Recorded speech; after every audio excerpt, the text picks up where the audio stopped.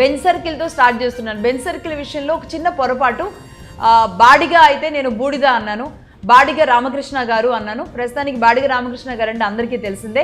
So Benz సర్కిల్తోనే మొదలు పెడతాను. Benz సర్కిల్కి ఆ పేరు ఎలా వచ్చింది? బెంజ్ సర్కిల్ అనేది, బెంజ్ అనేది జర్మన్ వర్డ్, అంటే బెంజ్ కారు అనేది మనం వింటూ ఉంటాం కదా, అలాంటిది. సో అంటే బాడిగ శేషగిరిరావు గారు అక్కడ బెంజ్ సర్కిల్ ఆయన పేరుతోనే అక్కడ బెంజ్ అని ఆయన పెట్టడంతో, ఆ కంపెనీ పెట్టడంతో అక్కడ వచ్చింది. ఆ తర్వాత ఆ కంపెనీ జాస్పర్ ఇండస్ట్రీగా, ఆ రోజుల్లోనే శేషగిరిరావు గారు టాటా తొలితరంతోనే ఆయన బిజినెస్ చేశారు. అలాగే జర్మనీతో ఆయన బిజినెస్ చేస్తూ ఉండేవాళ్ళు. ఆ తర్వాత శేషగిరిరావు గారు అక్కడ బెంజ్ పెట్టడం వల్ల మొత్తం బెజవాడంతా డెవలప్ అవడానికి, ఆటోమొబైల్ ఇండస్ట్రీ డెవలప్ అవడానికి, అది కూడా ఇంతింతై వటుడింతై అని ఇంతకుముందు అన్నట్లుగా ఆ సామ్రాజ్యం అలా బెజవాడలో పెరగడానికి, ఎంతోమందికి ఉపాధి, అన్నం పెట్టడానికి విజయవాడ కారణమైంది బెంజ్ సర్కిలే. అది బాడిగ శేషగిరిరావు గారి పేరుతో. ఆయన కుమారుడిగా బాడిగ రామకృష్ణ గారు ఆ తర్వాత దానిని కొనసాగించారు. టాటాలతో ఆయన వ్యాపారం చేశారు, టాటాలతో ఆయన ముందుకు వెళుతూ ఉన్నారు. ఆ వ్యాపారంతో పాటుగా మచిలీపట్నం ఎంపీగా కూడా రామకృష్ణ గారు పనిచేశారు. చాలా మందికి ఆయన సుపరిచితులు కూడా బాడిగ రామకృష్ణ గారు.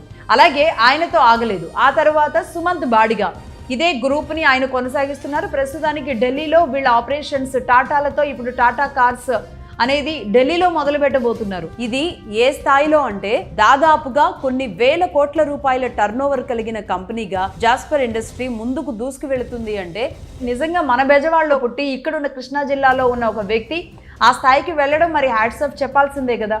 అలాగే ఆయన కుమారుడితో, అంటే 3 తరాలు కొడుకులతో మాత్రమే ఆగలేదు. ఆయన కుమార్తె బాడిగ రామకృష్ణ గారి కుమార్తె చీఫ్ జస్టిస్ ఆఫ్ కాలిఫోర్నియా. నిజంగా ఆశ్చర్యం కలగదా? ఇన్ని కోట్ల సామ్రాజ్యానికి ఆవిడ కూడా ఒక వారసురాలు అయ్యుండి కూడా ఈరోజు లాలో, అది కూడా జడ్జిగా, దేశంగాని దేశంలో ఒక జడ్జి స్థానంలో కూర్చున్న మన తెలుగు కాపు మహిళ ఆ స్థాయిలో ఉండడం నిజంగా హ్యాట్సాప్ చెప్పాలి. అందుకే మళ్ళీ ఈ ఎపిసోడ్ తీసుకోవడం అనేది అనివార్యమైంది. ఈ నేపథ్యంలో ఆవిడ సాక్రమెంట్ కౌంటీ సుపీరియర్ కోర్టు జడ్జిగా ఉన్నారు. మేలో 2024 మేలోనే ఆవిడ అపాయింట్ అయ్యారు. అలాగే మొత్తం American journal paper, California journals paper అనేది చాలా ప్రామాణికంగా చూసే పేపర్. ఆ పేపర్లో, అలాగే మెయిన్ మ్యాగజైన్స్లో కూడా 2024 మేలో మొట్టమొదటి తెలుగు మహిళ ఫ్రమ్ విజయవాడ అనేది మెయిన్ పేపర్లో పడింది. అంటే మనం ఆ విషయాన్ని చాలా మిస్ అయిపోయాం.